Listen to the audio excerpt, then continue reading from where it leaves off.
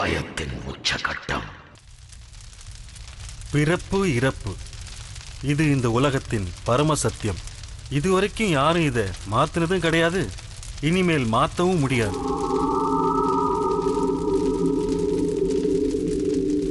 இப்ப நீங்க இறந்தவங்களை மனசுல நினைச்சுக்கிட்டு அவங்க ஆத்மா சாந்தியுடைய பிரார்த்தனை செய்யுங்க.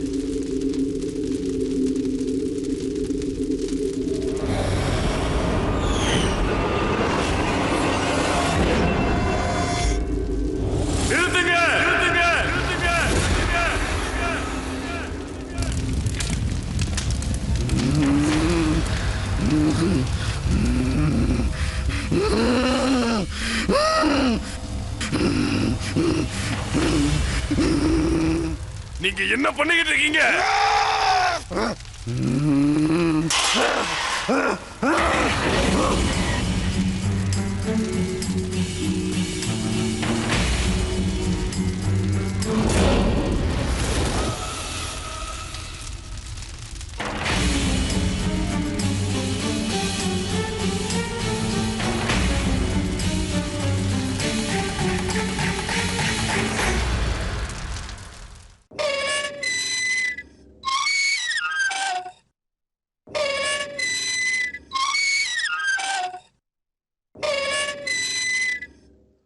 உங்க எல்லாருக்கும் எவ்வளவு தைரியம் இருந்தா இதை செய்வீங்க?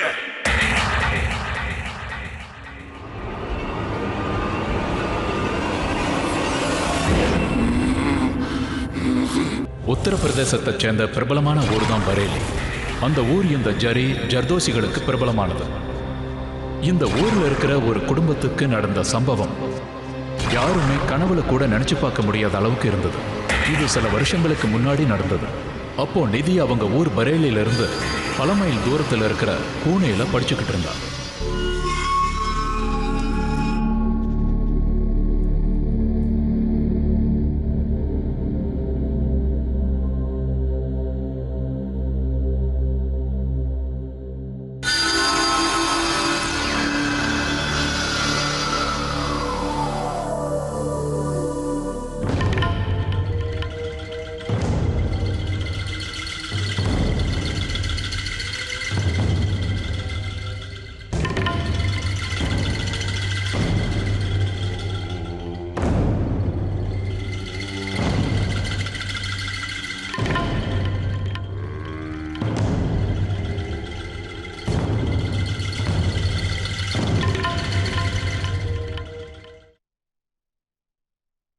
அம்மா நிதி,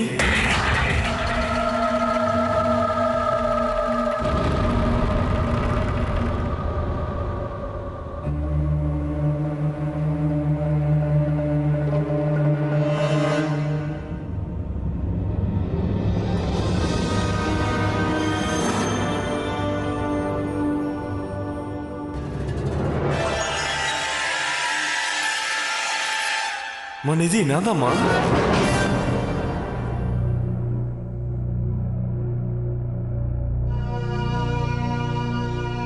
இது சித்தப்பாவோட குரலாச்சே.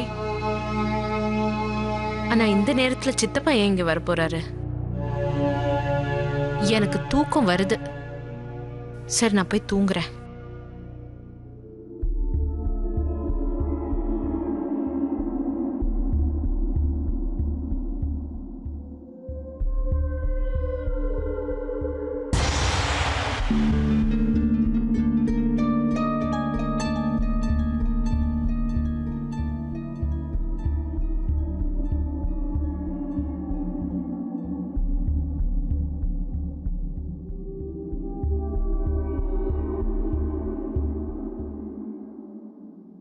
நிதி,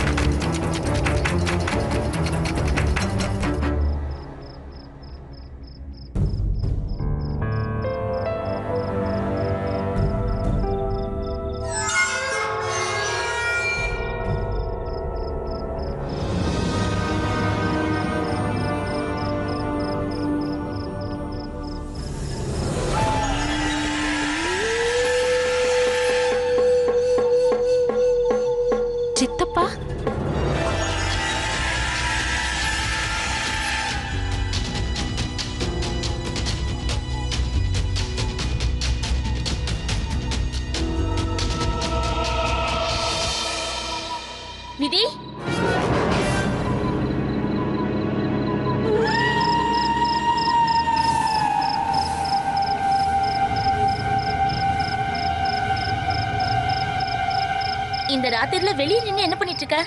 இந்தா உங்க வீட்ல இருந்து போன் வந்திருக்கு.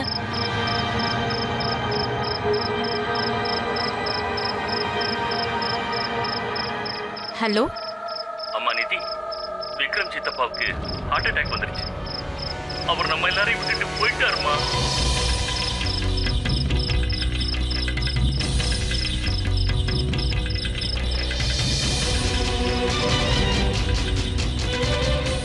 என்ன இப்படி சொல்றாங்க? நான் அவரை இப்பதான்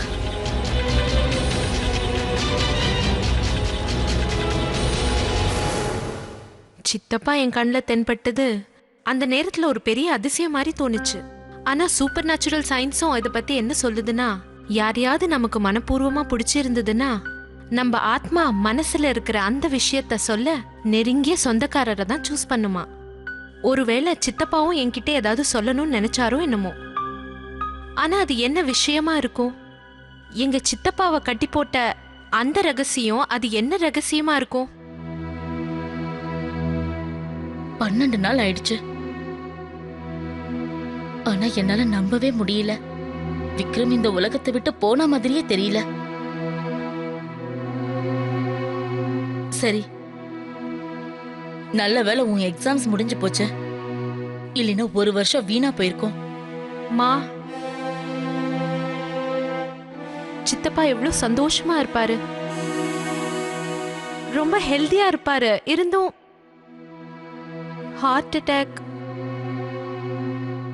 தெரியல.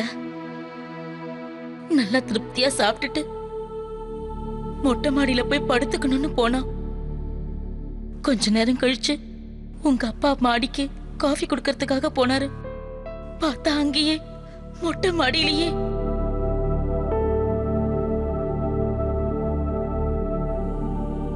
விக்ரம் உன் மேல ரொம்ப அன்பு வச்சிருந்தாம்மா.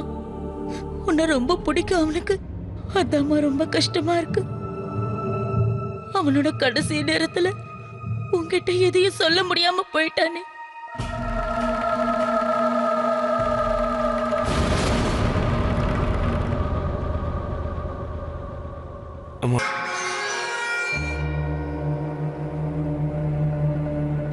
மா, மா, சித்தப்பா. நிதி, விக்ரம் வேணா இந்த உலகத்துல இல்லாம இருக்கலாம். ஆனா அவனோட நினைவுகள் எப்பவும் நம்ம கூடவே தான் இருக்குமா, இல்லையா? ஆமாமா. ஆனா சித்தப்பா. நிதி, இங்க பாருமா, உனக்கு என்னாச்சு? ஒன்றும் இல்லை தாத்தா. நாங்க சும்மா சித்தப்பாவை பத்தி பேசிக்கிட்டு இருந்தோம். சித்தி, நீங்க இங்க வாங்க, நான் உங்ககிட்ட கொஞ்சம் பேசணும். உட்காருங்க. சித்தி, நான் உங்க பொண்ணு மாதிரி தான். அதனால உங்களுக்கு எது எப்போ தேவைப்பட்டாலும் நீங்க என்கிட்ட கேளுங்க.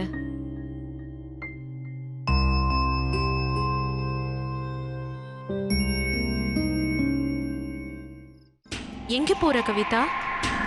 இல்ல, எனக்கு இந்த வீட்ல ரொம்ப பயமா இருக்கு. அவர் இறந்து போனதுல இருந்து இங்க இந்த வீட்ல என்னென்னமோ நடக்குது. அவரு நம்ம கூடயே இருக்க மாதிரி இருக்கு, நம்ம பக்கத்திலேயே இருக்க மாதிரி.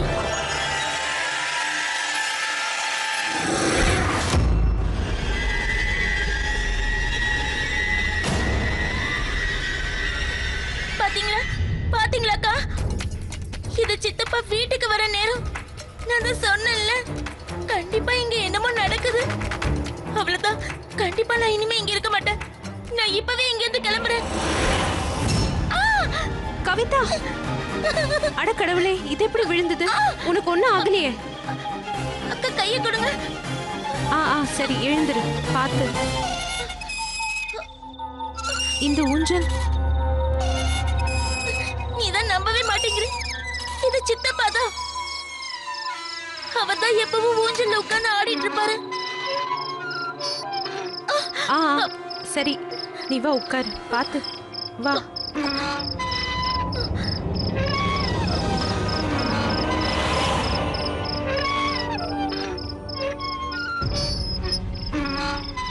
நல்லா சுளுக்கு பிடிச்சிட்டு இருக்கு உனக்கு. உன்னால எங்கேயும் போக முடியாது இப்போ. கொஞ்ச நாளைக்கு இங்கே இரு, அப்புறமா வேணாலும் போ. அட கடவுளே, இங்க என்ன நடக்குது?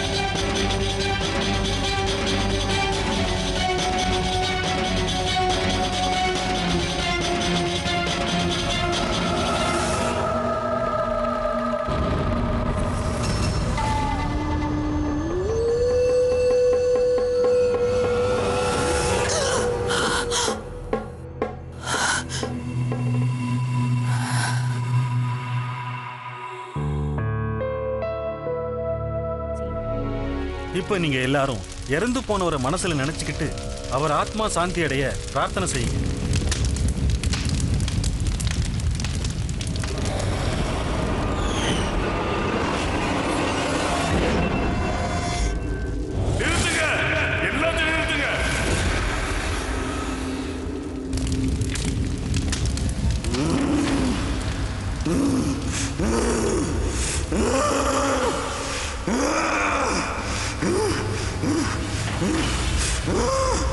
நீங்க எல்லாம் என்ன பண்றீங்க?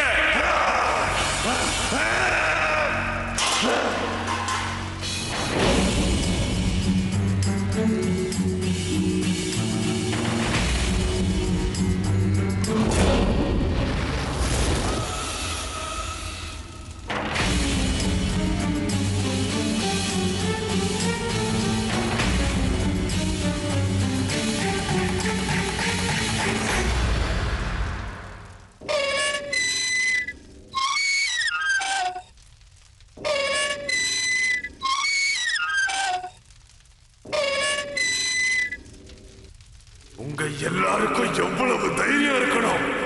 எதுக்காக எனக்கு இப்ப காரியம் பண்றீங்க?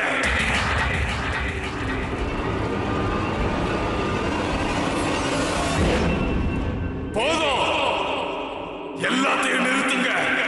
உங்களுக்கு எவ்வளவு தைரியம் இருந்தா இதை நீங்க செய்வீங்க? முதல்ல எல்லாத்தையும் நிறுத்துங்க, உடனே நிறுத்துங்க.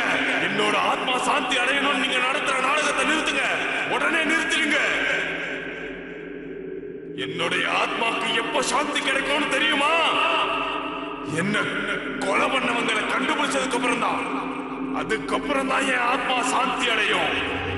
இது என்ன, நான் சாகுற வயசா?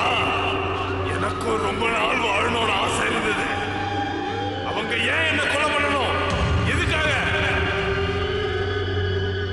அவன் என்னோட நெஞ்சிலேயே அடிச்சுட்டான், என்ன தாக்கிட்டான். அவன் என்ன ரொம்ப கடுமையா தாக்குனான். எதுக்காக அவன் இப்படி என்ன பண்ணணும்? ஏன் என்ன கொல்லணும்? எதுக்காக என்ன கொல்லணும்? எனக்கு உடனே பதில் தெரியணும், இப்பவே. எதுக்காக என்ன கொன்னாங்க? எனக்கு பதில் கிடைக்கிற வரைக்கும் என்னோட ஆத்மாக்கு முக்தியே கிடைக்காது. முக்தி கிடைக்கவே கிடைக்காது.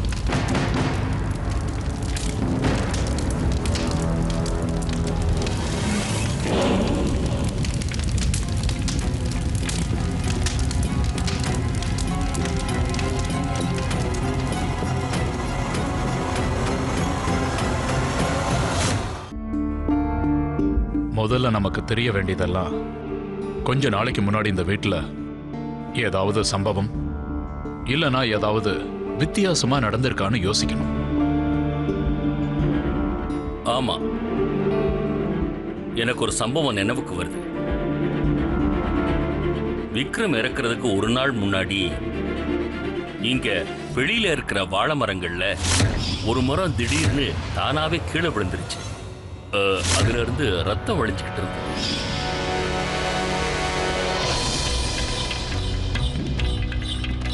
சரி, இன்னொரு விஷயம் சொல்லுங்க. உங்கள யாருக்காவது என்னைக்காவது விக்ரம் அவரோட உயிருக்கு ஆபத்துன்னு என்னைக்காவது சொல்லியிருக்காரா? இல்ல யாரு பார்த்தாவது பயந்துருக்காரா?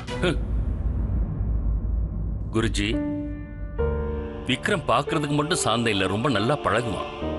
அவனோட இந்த குணத்தினால எதிரிகள் கூட நண்பனாயிருவாங்கன்னா பாத்துக்கோங்களேன். அப்படி இருக்கிறப்போ யாரால அவனுக்கு ஆபத்து ஏற்பட்டிருக்கும்? ஒரு நிமிஷம்.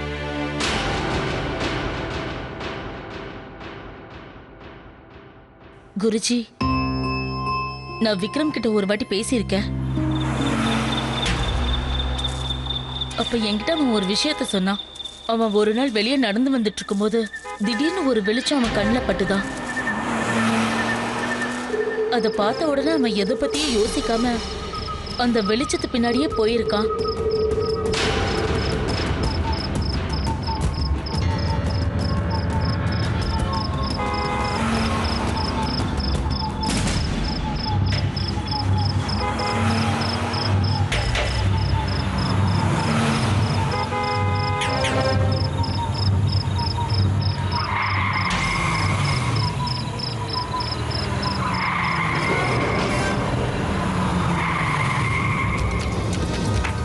திடீர்னு அந்த வெளிச்சம் மறைஞ்ச உடனே ஏதோ ஒரு சக்தி அவனை பின்னாடி கெட்டியமா பிடிச்சிட்டு இருந்த மாதிரி இருந்துச்சா.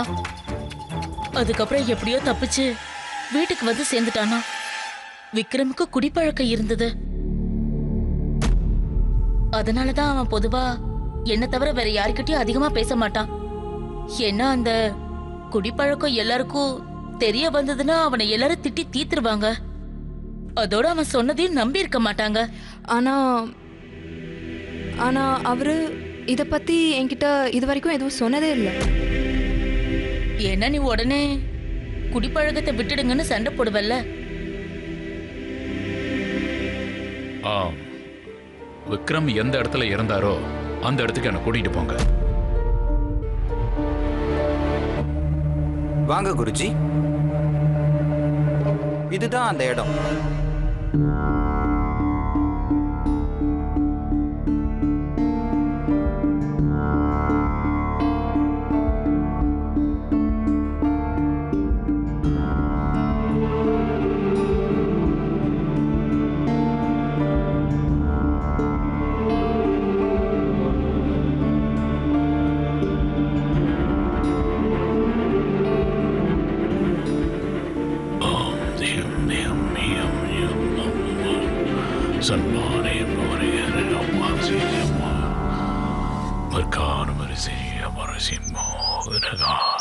விக்ரம் சொன்னது கரெக்ட் தான். அவன் இறந்தது ஹார்ட் அட்டாக்ல இல்ல, யாரோ அவனை கொன்னு இருக்காங்க.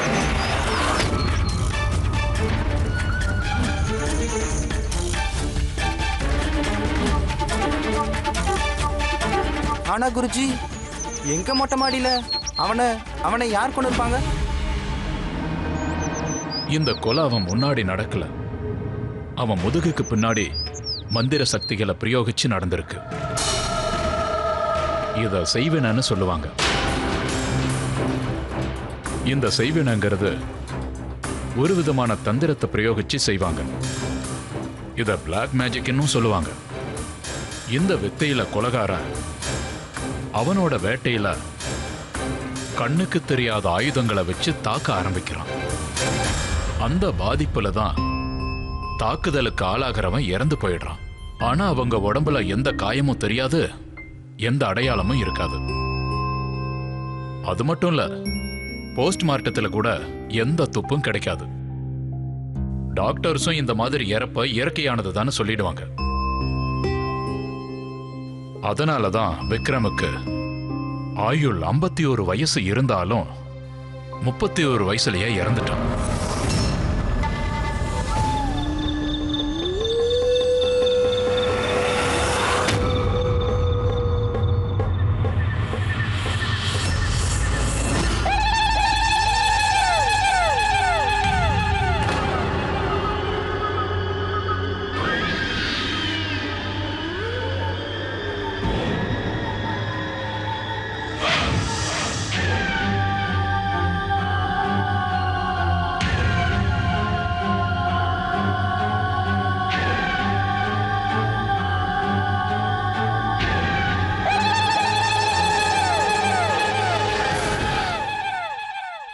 ஆனா ஆனா எங்க விக்ரம யாரு எதுக்காக கொல்லணும்?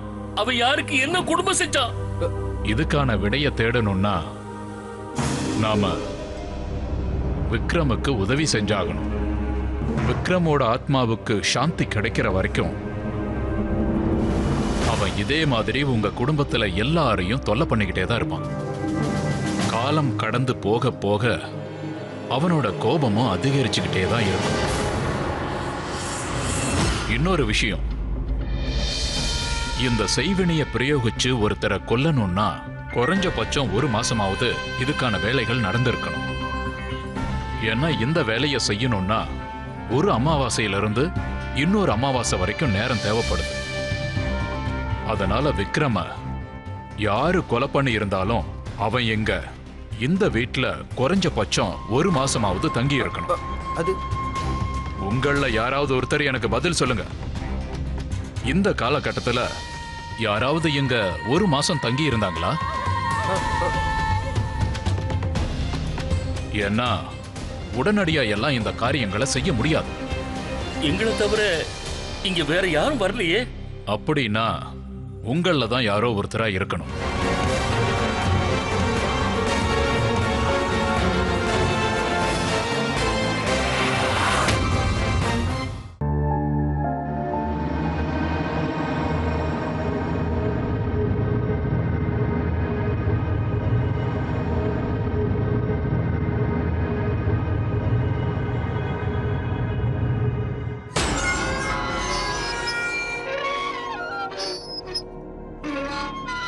இது எனக்கு நினைச்சு பார்த்தாலே கஷ்டமா இருக்கு. நம்ம குடும்பத்துல இப்படி யார் நடந்துக்குவா? அதுவும் இவ்வளவு கொடூரமான எண்ணத்தோட இப்படி கொண்டு இருக்காங்களே. இதெல்லாம் எதுக்காக என்ன பார்த்து சொல்லிட்டு இருக்கீங்க? நீங்க பாக்குறத பார்த்தா நான் என்னவோ மந்திரம் செஞ்ச மாதிரி இருக்கு. எனக்கு என்னவோ நீங்க தான் விக்ரம கொன்ன மாதிரி தோணுது. ஓ ஆமா, அந்த நிலத்தகராறு தான் காரணமா இருக்கும். அவர் அங்க ஒரு மால் கட்டணும்னு நினைச்சாரு, ஆனா நீங்க அங்க பில்டிங் கட்டணும்னு நினைச்சீங்க. உமா, அறிவில்லாம பேசாத. நீ இந்த மாதிரி பேசுறது நல்லா இல்ல, அவ்வளவுதான். உண்மையை சொன்னா கோபம் வருது. பேசாம இரு நீ. விக்ரம் உனக்கும் உன் புருஷனுக்கு எவ்வளவு பணம் கொடுத்துருக்கான்? அவன் பணத்தை திருப்பி கேட்ட போது நீ என்ன பண்ணன? அவன் தொல்லை தாங்க முடியாம நீ அவனை கொன்னுட்டல்ல. நீங்க என்ன சொல்றீங்க? அவ எப்படி பேசுறான்னு. உண்மைதான். அவ சொல்ற மாதிரி நடக்கவும் வாய்ப்பு இருக்கு. ஏன் நடக்காது? அந்த நிலம் விஷயத்துல அவருக்கும் உங்களுக்கும் எத்தனை முறை வாக்குவாதம் நடந்திருக்கு. ஏய், என் வாயை கிளறாத. இதெல்லாம் உன்னுடைய வேலையா தான் இருக்கும்.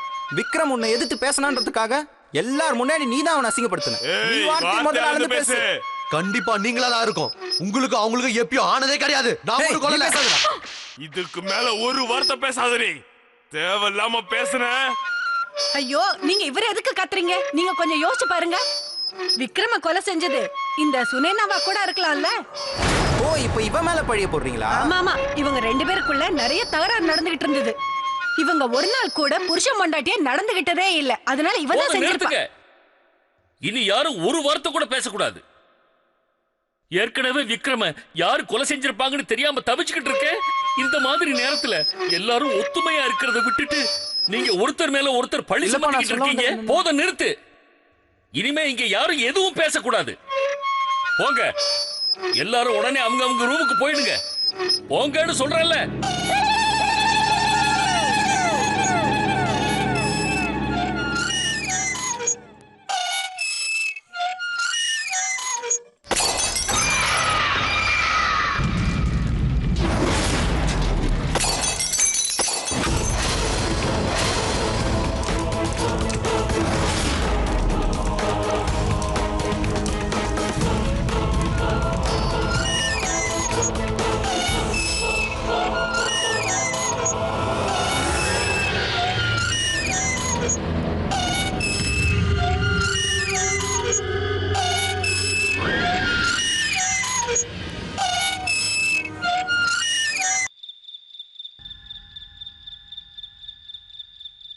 அப்பா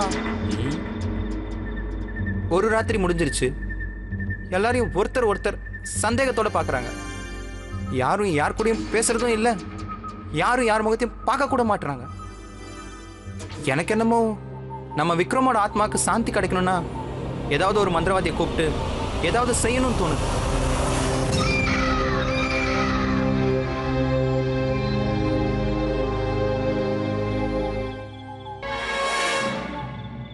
நீ இப்ப என்னப்பா சொல்ல வர்ற? அப்பா இல்லைன்னா அந்த கொலைகாரனை நம்ம எப்படி கண்டுபிடிக்கிறது? நம்ம போலீஸ் கிட்ட என்னன்னு சொல்றது? அவனுக்கு செய்வனை வச்சு அவனை கொலை பண்ணிட்டாங்கன்னு சொல்ல முடியுமா? அவன் உடம்புல எந்த ஒரு அடையாளமும் இல்லை, ஒரு காயமும் இல்லை. அப்படி இருக்கும்போது போலீஸ் கிட்ட போய் என்னன்னு சொல்லுவீங்க? அப்பா இப்படியே போச்சுன்னா ரொம்ப கஷ்டமாயிடும். அப்பா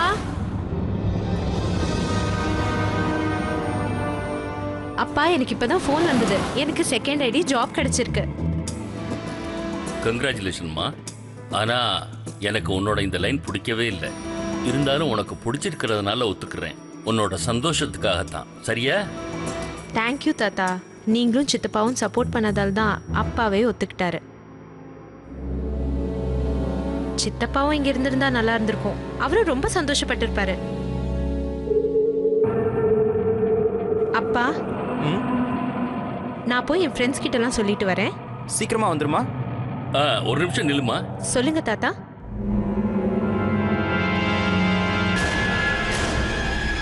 அப்பா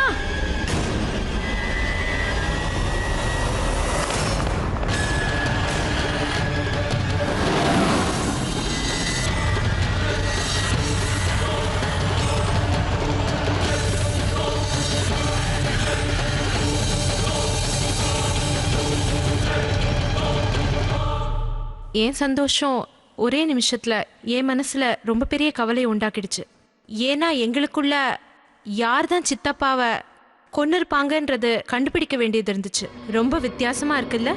எல்லாரும் குடும்பத்தோட ரொம்ப சந்தோஷமா இருப்பாங்க. ஆனா நான் ஆதாரத்தை தேடிட்டு இருந்தேன். அப்பதான் சித்தப்பாவை கொன்னவங்கள என்னால நெருங்க முடியும்.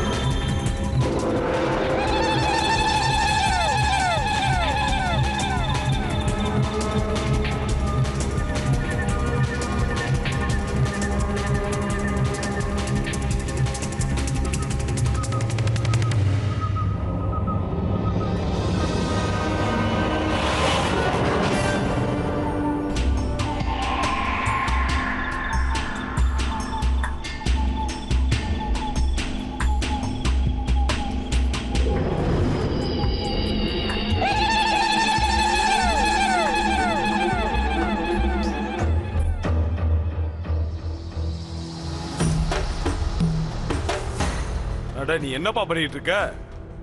யோசிச்சு பாத்தியா? பாக்கெட்ல பணமும் இல்ல, தங்கறதுக்கு இடமும் இல்ல. ஓசியில இருந்து பழகி போயிடுச்சுல்ல. நீ வேணா இந்த பூத் பங்களால இருக்கிறதுனா இருந்துக்கோ. நான் இந்த சின்ன வயசுல இந்த பங்களால சாக விரும்பலப்பா. ஹே, நீ கொஞ்சமாவது என்ன நம்ப. அத்தை அத்தை இதெல்லாம் என்னது? நீங்க எங்கேயும் போக கூடாது. நீ சுமாரு. இந்த பூத் பங்களாவை கட்டிக்கிட்டு நீங்களே அழுங்க. நான் இங்க இருந்து இப்பவே கிளம்புறேன்ப்பா. நீ வாடா. ஆனா அத்தை, தாத்தா யாரையும் வீட்டு விட்டு போக கூடாதுன்னு சொல்லிருக்காரு.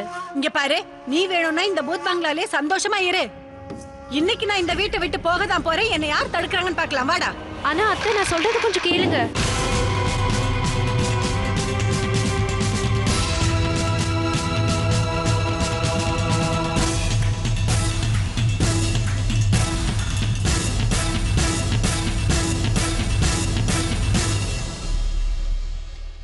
அட கடவுளே, என்ன தொல்லை இது?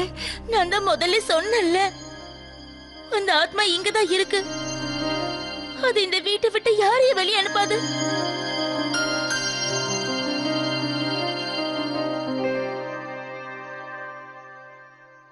வீட்டு ஆளுங்கள ஒருத்தரா தான் இருக்கும்னு நினைச்சேன்.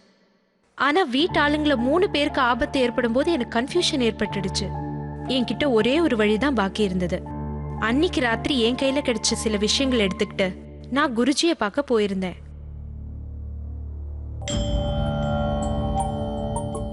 இப்பதான் எனக்கு எல்லாம் புரியுது. ஏன் விக்ரம் அவனோட குடும்பத்துல உள்ளவங்களுக்கு இம்சை கொடுக்கறான்னு இப்பதான் புரியுது. விக்ரம கொன்னவங்க தன்னைத்தானே காப்பாத்திக்க விக்ரமோட ஆத்மாவை அவங்க வசப்படுத்துறதுக்காக மந்திர சக்திகளை பிரயோகிச்சு கஷ்டம் கொடுத்துட்டு இருக்காங்க. குருஜி, அப்படின்னா நாங்க இப்ப என்ன பண்றது? ஆத்மாவை வசப்படுத்துறதுக்காக தொடர்ந்து 7 நாளைக்கு 7 எந்திரங்கள் பிரயோகிச்சு மந்திரங்களை செய்ய வேண்டியிருக்கு. இந்த மந்திரங்கள் ராத்திரி சரியா 12 மணிக்கு அப்புறம் தான் செய்யணும். கொலகாரன் இன்னைக்கும் அந்த வேலைகளை செய்யறதுக்காக அங்க வந்து சேருவான். ஒருவேளை இன்னைக்கு நீ அந்த இடத்துக்கு போயிட்டனா உன் சித்தப்பாவை கொன்ன கொலகாரனை நீ கண்டுபிடிச்சிடலாம்.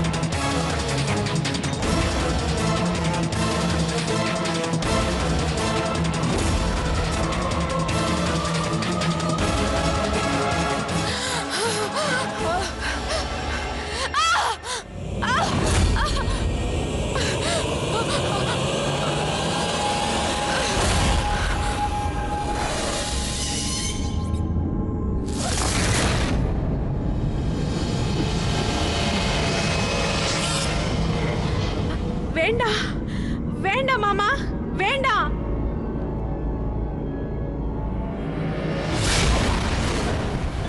வேண்டாம்.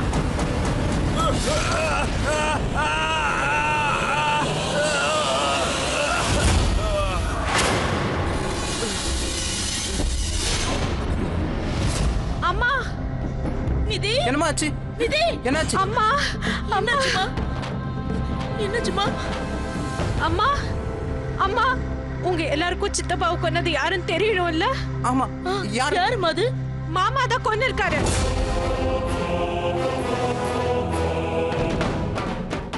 மாமா தான் என் சித்தப்பாவை கொன்னு இருக்காரு. என்ன சொல்ற நிதி? முதல்ல இவகிட்ட இந்த ராத்திரி நேரத்துல எங்க போயிட்டு வரான்னு கேளுங்க. திருட்டுத்தனமா இவ வீட்டுக்குள்ள நுழையறத நான் பார்த்தேன். ஏதோ பையனோட சுத்துறான்னு நினைக்கிறேன். அதனாலதான் இவன் மேல பழி போடுறான். அம்மா என்ன நம்புங்க, சித்தப்பாவை கொன்னது மாமா தான். இப்ப என்னையும் கொல்றதுக்கு இவங்க முயற்சி பண்றாங்க. இவங்க என்னையும் கொன்னுடுவாங்கம்மா. சித்தி எங்க? சித்தி சித்தி என்னம்மா நீ எதுக்காக சித்தியை தேடுற? என்ன சித்தி வீட்டுல சம்பந்தப்பட்டிருக்காங்க. இவங்க 2 பேரும் சேர்ந்துதான் சித்தப்பாவை கொண்டு இருக்காங்க. 2 பேரும் செஞ்ச வேலைதாம்மா இது. ஆமா கொன்னோம்.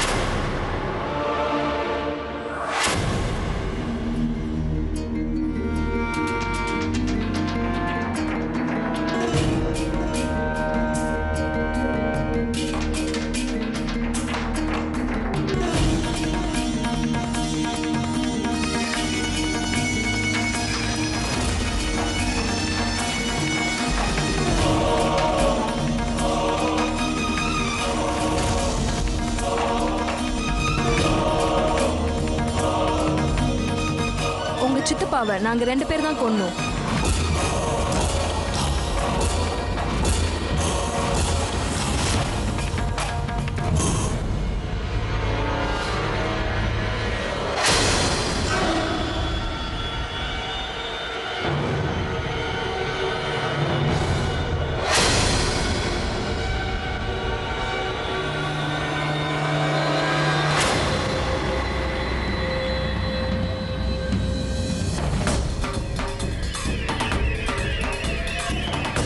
இங்க பாரு, இதுதான் அந்த எந்திரம்.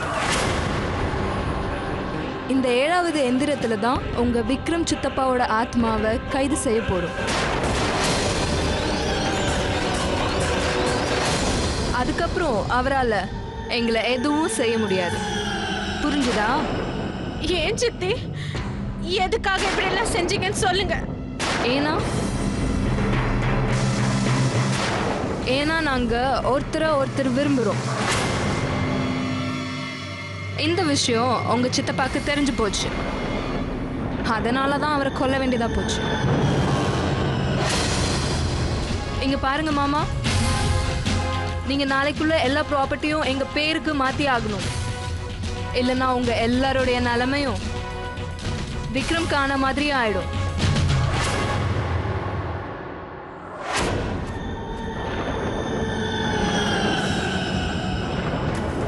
இப்போ இந்த எந்திரத்துல விக்ரமோட ஆத்மாவை கைது செய்ய போறேன்.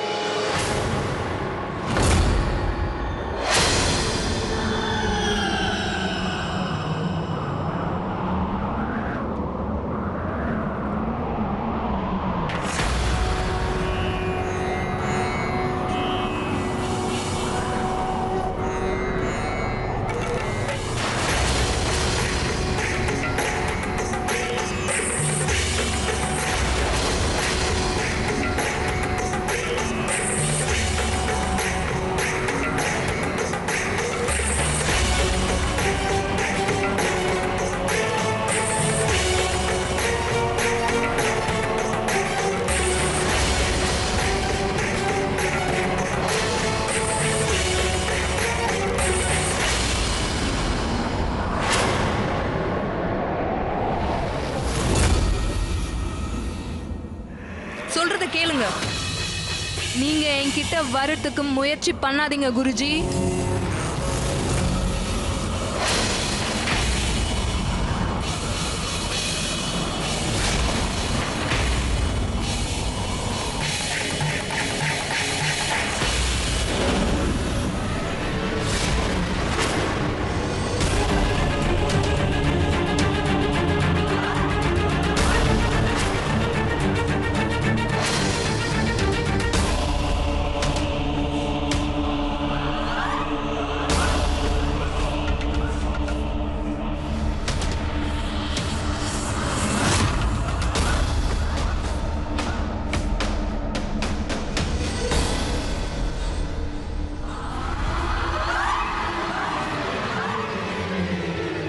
மந்திர சக்திகளை பிரயோகிச்சு சித்தப்பாவோட ஆத்மாவை ஒரு கண்ணாடி பாட்டிலுக்குள்ள வச்சு அடைச்சிட்டாங்க.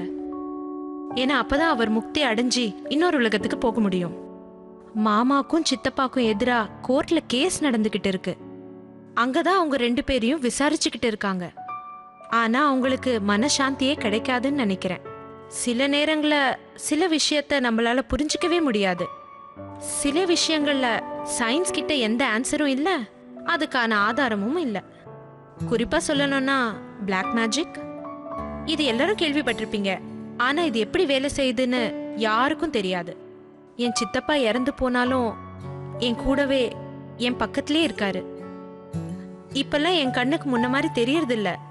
ஆனா அவர் எங்க இருந்தாலும் சரி என்னை பார்த்துக்கிட்டே தான் இருப்பாரு. ஏன்னா அவரோட செல்ல பொண்ணு ஒரு திறமையான டைரக்டரா ஆனதை பார்த்து ரொம்ப சந்தோஷப்பட்டிருப்பாரு.